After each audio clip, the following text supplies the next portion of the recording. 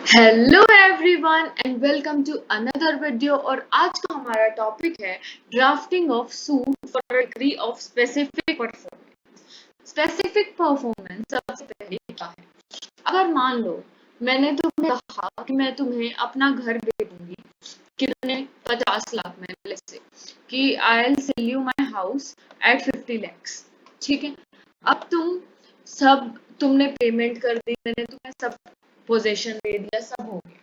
ठीक है, बाद में मुझे किसी ने ऑफर कर दिए मेरे उसी घर के लिए 75 lakhs। ठीक है, या कोई मेरे घर के सामने से हाईवे निकल गया मान लो, ठीक है, तो उसकी वैल्यू बढ़ के 75 लाख हो। तो क्या मैंने तुम्हारा जो ये अग्रीमेंट था इसको तो कर दिया कैंसिल, और मैंने जो 75 लाख था मैं उसको बेचने चली गई, तो तुम तो आओगे। तो तुम जब आओगे तो दो ऑप्शन है, या तो तुम्हारा जो पैसे होते हैं जो हम रजिस्ट्री से पहले नहीं देते हैं एक, ताकि जो है हमारा जो एक ब्लॉक हो जाए कॉन्ट्रैक्ट की, एक एडवांस मनी पे करी जा रही है, तो या तो तुम्हारा वो जो है वो तुम्हें वापस मिल जाएगा। ठीक है, अब कोर्ट के पास अगर तुम जाते हो तो या तो कोर्ट तुम्हें डैमेजेस दे सकती है, पर अब तुम्हें डैमेजेस नहीं चाहिए। क्यों? क्योंकि तुम्हें भी पता है सामने से हाईवे निकल रहा है। तुम्हें चाहिए मेरी यही प्रॉपर्टी, क्योंकि तुम्हें पता है कि आज ये 75 लाख की वैल्यू है, और जब हाईवे निकल जाएगा तो इसकी 1 करोड़ की वैल्यू होगी। तो इसीलिए तुम्हें क्या चाहिए? तुम्हें इसकी स्पेसिफिक परफॉर्मेंस चाहिए, तो उसके लिए हम सूट फाइल करेंगे।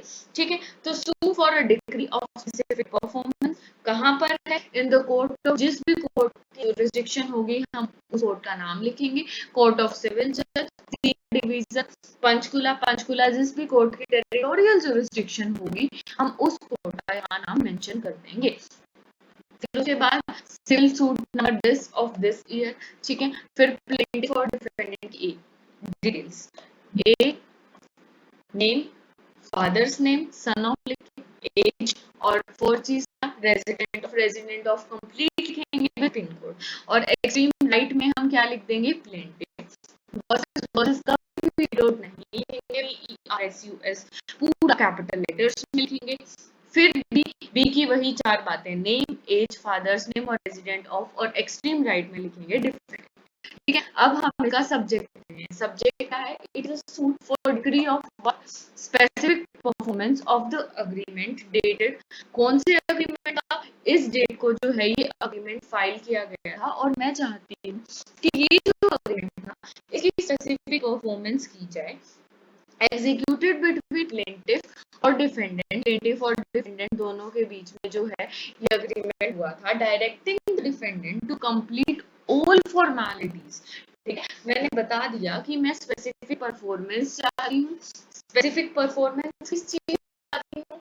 एक अग्रीमेंट की चाहती हूँ। अग्रीमेंट बता दिया कि अग्रीमेंट इस डेट पे हुआ था, और उस अग्रीमेंट के बेसिस पर क्या करना है डिफेंडेंट को? डिफेंडेंट को सारी फॉर्मेलिटीज कंप्लीट करनी है। किसके लिए जो जरूरी है? लैंड को बेचने के लिए जो जरूरी है, और formalities for execution of agreement to sale of the land. ठीक, अब लैंड की फिर मैंने डिटेल्स, कौन सा लैंड कहाँ पर सिचुएटेड है, इमेजिनिंग इतना यहाँ पर प्रेजेंट है। एंड मैंने क्या सीखा? दो चीजें सीखी। पहली चीज जो है मैंने सीख करी वो थी स्पेसिफिक परफॉर्मेंस इस अग्रीमेंट की, और साथ में दूसरी चीज क्या सीख करी? डिग्री परमानेंट इंजंक्शन, कि तुम मुझे परमानेंट इंजंक्शन दो कि परमानेंटली रोक दे डिफेंडेंट को। क्या करने से रोक दे? कि वो जो है सेटलमेंट को ना तो वो सेल करे या एलिमिनेट करे by any other way to any other person other than the plaintiff, कि मेरे अलावा किसी और इंसान को ना तो वो लैंड बेचे या एलिमिनेट करे किसी और मेथड से, लीज करे, मॉर्गेज करे, या कुछ भी इस लैंड का ना करे जब तक जो सूट है वो पेंडिंग है, और ना ही जो नेचर ऑफ लैंड है उसे वो चेंज करे। The suit is based on documentary और ओरल एविडेंसेस, दोनों पर जो सूट है वो बेस्ड है। ठीक है, तो इसीलिए हमने इसीलिए हमने, क्योंकि ये भी सूट है तो हम प्लेन डालेंगे under order 7 rule 1 of the CPC। ठीक है, तो हमने सब्जेक्ट में बहुत क्लियर कर दिया कि मैं दो चीजें चीजें मांग रही हूँ। पहली चीज स्पेसिफिक परफॉर्मेंस इस अग्रीमेंट के लिए, जिसके थ्रू मैं ये कहना चाहती हूँ, और सेकेंड चीज कि उस परमानेंट इंजंक्शन कि वो आगे किसी को बेचे ना। ठीक है, फिर क्या गया, फिर हमारे पास आ गया रिस्पेक्टफुली शो। अब हम रिस्पेक्टफुली शोहरत में अब हम क्या करेंगे, हमारी कहानी बताना शुरू करेंगे, क्या हुआ था, उसने क्या किया, फिर क्या हुआ, सारे फैक्ट्स हम डाउन करेंगे। ठीक है, सबसे पहले प्लेंटिफ क्या है, प्लेंटिफ के बारे में बताएंगे। देखो, सबसे पहले हमें सूट का ना जो भी हम लिख रहे हैं एप्लीकेशन का बेस एस्टेब्लिश करना होता है। ठीक है, तो इस एप्लीकेशन का बेस क्या होगा कि जो प्लेंटिफ है उसके पास लोकस है सूट फाइल करने का। ठीक है, तो इसीलिए दैट प्लेंटिफ कंपनी, प्लेंटिफ क्या है, एक कंपनी है इनकॉर्पोरेटेड अंडर दिस एक्ट और रजिस्टर ऑफ सोसाइटी है। उस कंपनी ने एक पर्सन को मिस्टर एक्स जो यहाँ लिया हुआ है उन्हें ऑथराइज किया है। किससे ऑथराइज भी किससे है उसका भी हम प्रूफ देंगे। वाइड रेजोल्यूशन दिस कि वो क्या कर सकता है, वो फाइल कर सकता है present suit on behalf of plaintiff. क्यों वो फाइल कर सकता है, क्यों उसे ऑथराइज किया गया है, क्योंकि he is well convergent with the facts, उसे बहुत अच्छे से सारे फैक्ट्स पता है। मोरओवर दूसरी चीज, हमने दो रीजंस दिए। पहली चीज कि हमने उसे ऑथराइज करा है कि वो वेल कन्वर्जेंट है, और दूसरी चीज उसने साइन किया था अग्रीमेंट टू सेल, जिसकी बेसिस पर जो ये सारा सूट अब बना है और जिसकी स्पेसिफिक परफॉर्मेंस जो है वो इस सूट के थ्रू सी करी जा रही है। तो मैंने पूरा बेस बना दिया कि सूट को फाइल करने का उस इंसान के पास ही है। ठीक है, क्योंकि गवर्नमेंट ने ऑथराइज करा है, ये भी बता दिया कि क्यों ऑथराइज करा है। ठीक है, अब हमने अग्रीमेंट टू सेल, अब देखो, अब बेस बता दिया। अब इस पूरे जो सिनेरियो है इसका ग्राउंड क्या है, इसका ग्राउंड है अग्रीमेंट टू सेल, कि कोई अग्रीमेंट टू सेल उनके बीच में हुआ। अब हमें ये प्रूफ करना है कि जो अग्रीमेंट टू सेल है ये लॉफुल है और ये वैलिड है। ठीक है, तो इसलिए अब हम इसके इस ग्राउंड को एस्टैब्लिश करने के लिए हम क्या करेंगे, इसके जो एसेंशियल्स हैं उन्हें हम प्रूव करेंगे। ठीक है, तो यहाँ पर हमने क्या लिखा, that defendant showed his willingness to sell, कि सबसे पहले क्या, फ्री कंसेंट, तो मैंने बता दिया कि उसने क्या किया था, अपनी विलिंगनेस टू सेल दिखाई थी, ये लाइन था। And plaintiff has also showed its willingness to purchase, कि उसने फ्री कंसेंट थी दोनों पार्टीज की, दोनों विलिंग थे सेल करने के लिए और परचेज करने के लिए, और इस वजह से अग्रीमेंट टू सेल साइन किया गया इस डेट और उसे एग्जीक्यूट किया गया रिगार्डिंग का, यहाँ पर आ जाएगा सेटलमेंट। ठीक है, सेटलमेंट के लिए इस अग्रीमेंट को जो है वो एग्जीक्यूट कर दिया। अब क्या है, अब आता है कि भाई इस अग्रीमेंट को हमने क्या किया, एग्जीक्यूट कर दिया क्योंकि दोनों की विलिंगनेस थी। उसके बाद इस अग्रीमेंट में हमने एक अमाउंट फिक्स करा। क्या अमाउंट फिक्स करा, वो अमाउंट था एट ₹47,50,000 जो है वो लैंड बेचा जाएगा, जो कि ऑलरेडी पे कर दिया गया है डिफेंडेंट को। हालांकि कोई डेट फिक्स नहीं हुई थी कि एग्जीक्यूशन ऑफ सेल डेट कब होगी, पर पार्टी के बीच में ये म्यूचुअली अग्री किया गया था कि सेल डेट एग्जीक्यूट की जाएगी in the first week of February 2016। और साथ में एक और चीज क्या अग्री की गई थी कि जो एक्सपेंसेस हैं of the registration of sale deed वो कौन करेगा, वो प्लेंटिफ जो है उनको बियर करेगा।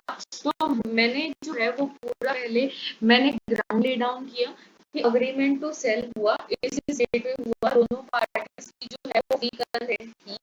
उसके बाद अग्रीमेंट ऑफ सेल में क्या डिसाइड हुआ कि ये लैंड कितने अमाउंट में बेची जाएगी, 47,50,000 में बेची जाएगी। अमाउंट प्लेंटिफ ने डिपेंडेंट को पे कर दी। कोई डेट, हालांकि कोई डेट फिक्स नहीं हुई, पर दोनों ने म्यूचुअली एग्री करा था कि फरवरी फर्स्ट वीक में जो है वो पोजेशन ट्रांसफर हो जाएगी या सेल डेट जो है वो एग्जीक्यूट हो जाएगी। और एक्सपेंसेस ऑफ रजिस्ट्रेशन कौन बियर करेगा, प्लेंटिफ बियर करेगा, ये भी ऑलरेडी डिसाइडेड कर चुका है। अब ये चीजें मैंने क्यों डाली, ताकि जो मेरी बात है ना, अब यार एक तो मैं कुछ बात कह रही हूँ कि हाँ हमने सेल डीड फाइल कर दी थी, एक इस बात की वेटेज देखो और एक इस बात की वेटेज देखो कि मैंने सेल फाइल कर दी थी, इतना अमाउंट था, कोई डेट नहीं फिक्स थी, साथ में एक्सपेंसेस, तो इससे मेरी बात को थोड़ा और वेटेज मिल जाता है, ठीक है। और मेरी बात एक और ज्यादा वैल्यू के साथ उस चीज को, ज्यादा वेट के साथ उस चीज को रख सकती हूँ, इसलिए मैंने अपने अग्रीमेंट के बारे में सारी चीजें यहाँ ले डाउन कर, ठीक है, जिससे प्रूव हो जाएगा कि हाँ अग्रीमेंट टू सेल रियली जो है वो, ठीक है। That after execution of said agreement to sale, इसके एग्जीक्यूशन के बाद पोजेशन जो थी वो भी प्लेंटिफ को दे दी गई, ठीक है। ये भी मैंने बताया, इसमें मैंने लिखा कि अकॉर्डिंग क्लोज 3 में लिखा था ऐसे ऐसे पोजीशन दी जाएगी और उसके अकॉर्डिंग उसे पोजीशन भी दे दी गई। Accordingly now the plaintiff is in position, plaintiff क्या है, प्लेंटिफ पोजीशन में है of the settlement, that the plaintiff was always ready and willing to perform, ठीक है। उसने जो है प्लेंटिफ पोजीशन दी गई थी और प्लेंटिफ पोजीशन में उसके बाद प्लेंटिफ हमेशा से रेडी था और विलिंग था अपने पार्ट, अपना जो पार्ट है अग्रीमेंट सेल में उसको परफॉर्म करने के लिए, और इवन वो अभी भी रेडी है अपने पार्ट को परफॉर्म करने के लिए। इसीलिए अकॉर्डिंगली क्या होता है, 3rd of February 2016 represent of जो प्लेंटिफ है वो जाता है सब रजिस्ट्रार पंचकूला के पास एग्जीक्यूशन के लिए, सेल डीड के लिए, एग्जीक्यूट कर दो और रजिस्टर कर दो, ये सेल डीड है मेरे फेवर, ठीक है। पर क्या होता है, रिपोर्टिंग जो है वो नहीं आता है, इसीलिए सेल डीड एग्जीक्यूट नहीं हो पाती उस दिन। उसके बाद भी प्लेंटिफ, यहाँ प्लेंटिफ की विलिंगनेस है कि जिस जो अगली डेट थी वो पहुंचा, डिफेंडेंट नहीं आया।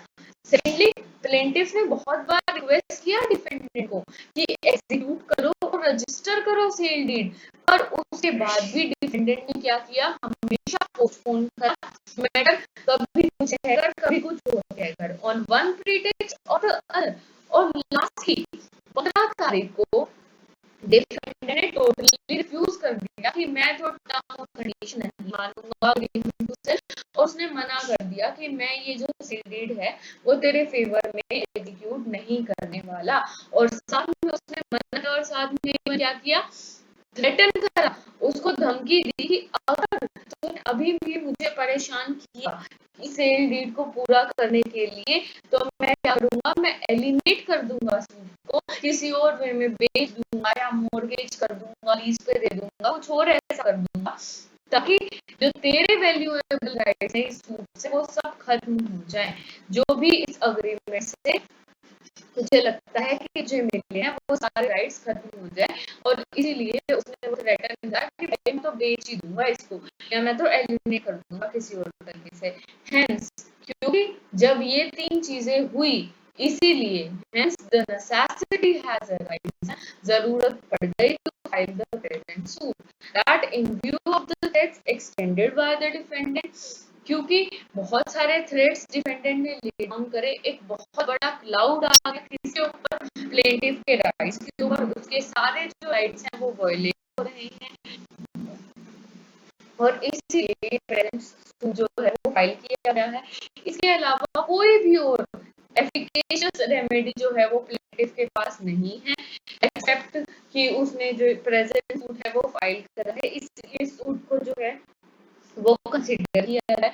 साथ में कोई भी और लिटिगेशन पेंडिंग नहीं है, ना ही डिसाइड की गई किसी भी कोर्ट ऑफ लॉ में इस मैटर इन डिस्प्यूट से रिलेटेड, ठीक है। सारी कहानी सुनाई, पहले बेस एस्टेब्लिश किया, सारी कहानी सुनाई, फिर जरूरी बातें मैंने सारी ले डाउन कर दी कि भाई बहुत मेरे राइट्स के ऊपर बादल छा गए, सारे राइट्स मेरे वायलेट हो गए, इसलिए मेरे पास कोई रेमेडी नहीं थी, कोई और लिटिगेशन जो है वो प्रेजेंट नहीं है, फिर हमें जुरिस्डिक्शन डिसाइड करनी है और लिमिटेशन के लिए, तो हम बताएंगे कि कोज ऑफ एक्शन जो है अराइज हुआ कब कवराइज हुआ, जब अग्रीमेंट टू सेल हुई, ठीक है। फिर उसके बाद कब हुआ, जब उसने मना कर दिया, ठीक है, जब वो नहीं आया तब, और उसके बाद जब उसने बिल्कुल ही मना कर दिया, तो तब तब जो है ये हमारे कोर्स ऑफ एक्शन राइज हुए, और केस जो है वो अभी भी कंटिन्यूइंग है, तो इसीलिए लिमिटेशन के अंडर आता है।